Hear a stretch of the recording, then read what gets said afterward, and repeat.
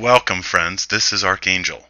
So, not long ago, a female was complaining to me one day about her man. I know, surprise, surprise. She was saying that they really had nothing in common. He liked metal and war movies, and she liked country and comedies.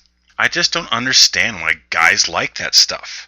So I told her not to bother trying to figure it out. She was incapable of understanding, just like females say males are incapable of understanding childbirth. Though I think males are capable of understanding childbirth, they are simply unable to empathize.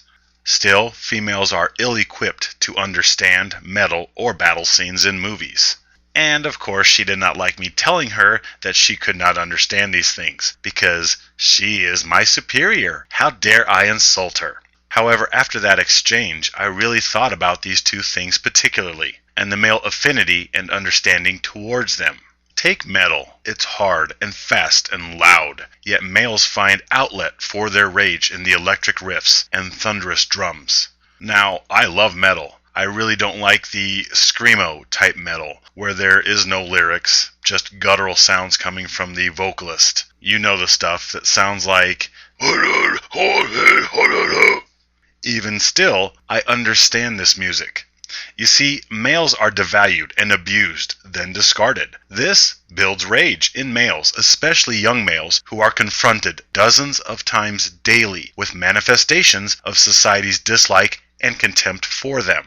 Males find a vibrational match in harsh metal, which allows them the venting of rage buildup. Very few females listen to metal on their own time. Most simply deal with it for their boyfriend or go to a concert for the experience, so they can dress up in their hooker boots in order to get attention. Yet few females can really resonate with metal because it's not meant for females. They are pampered and protected. They don't have vile devaluation to vent into electric melody. So, no, princess, you will never understand metal. I have been taken to a place of rage reconciliation when I listen to many hardcore metal songs, a place I know females will never visit. It's curious that as feminism started, music was predominantly doo-wop, and Elvis was the rebellious hardcore music at the time. However, as feminism progressed during the 60s and into the 70s, and it wreaked its damage upon males, the music became harder, more electric, starting with such bands as Black Sabbath, then proceeding to Slayer in the 80s and Pantera in the 90s, to now we have underground bands of all names like Murder, Death, Kill.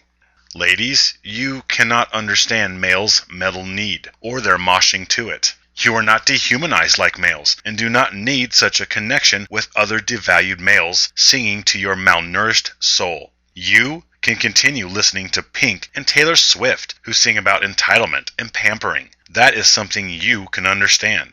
In much the same way that a comfortable suburban kid will never be able to feel the angst or rage or desperation in hard gangster rap, so too will females not be overcome with appreciation for metal nor comprehend its purpose as an outlet for devalued males.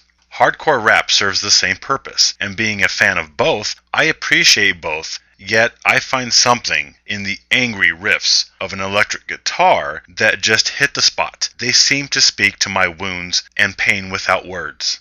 Males will never feel or empathize with songs like Glamorous by Fergie, since we have never been pampered or coddled as females. Yes, some females will go to metal concerts for the experience, yet males are the ones in the mosh pit working through their pain and rage.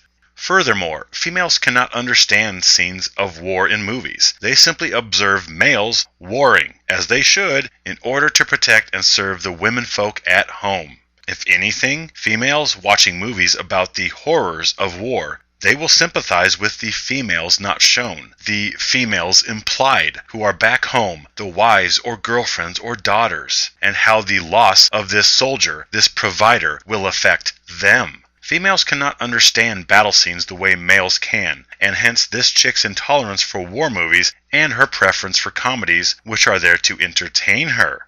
Now, I am not a rabid war movie fanatic, but certain well-acted movies drive home male sorrow and pride that no female viewer could possibly fathom. I did not serve in any branch of the military, but when I see scenes where males sacrifice themselves for their brother, or hold the head of a friend, a fallen comrade, to their bosom and cry, I feel something beyond words. Something only males can feel, since only males selflessly sacrifice themselves for those dear to them. I understand this because I know males truly love, and they have loyalty, and they have greatness inside them.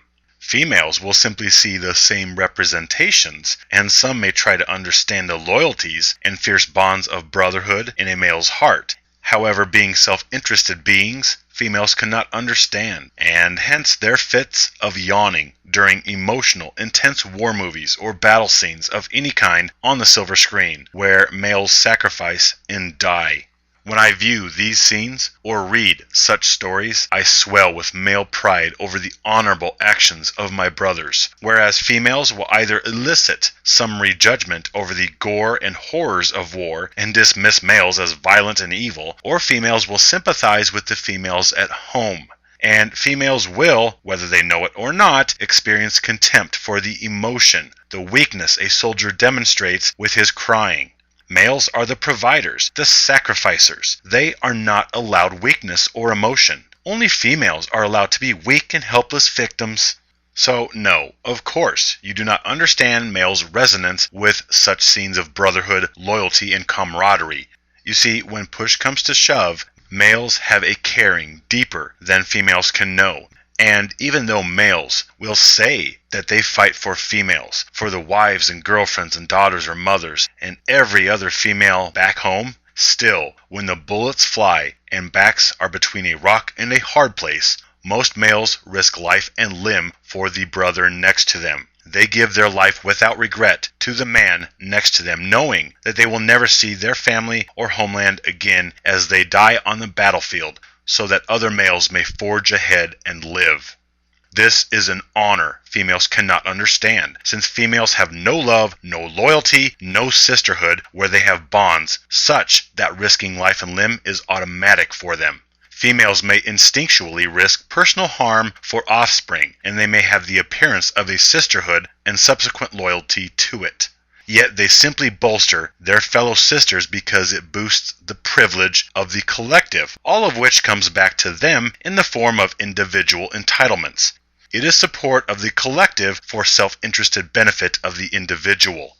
Oh yeah, they will get together and bitch about males and talk of loyalty to their fellow sister, but they are not dying saving one another the way males throughout history have sacrificed their lives for their fellow males on the battlefield. There is a huge night and day difference between the fondness of males and the fondness of females.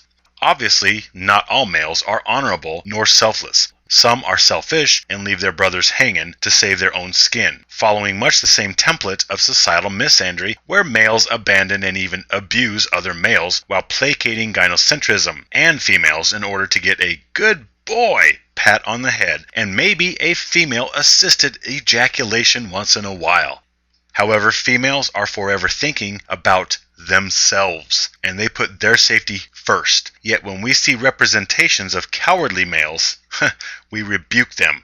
We entitle females to be self-interested and think them better for it. Yet male self-interest, whether on the battlefield or in civilian applications, is met with scorn and contempt. Males are to give and give and give some more till they're dead. Yet males have a depth and breadth of feeling and sorrow only understood by other males. And this comes forth when males hear metal or watch intense war representations, or read about the heroics of war. So, no, sister, because you are not devalued and disposed of, you will not understand these things. So, just keep watching There's Something About Mary or listening to Carrie Underwood, because you cannot understand male depth. My brothers, we are beautiful. We are loyal, we are loving and compassionate, and we are the creative forces of the universe. Help me to spread this message to our fellow brethren still enslaved. Stand with me, live free.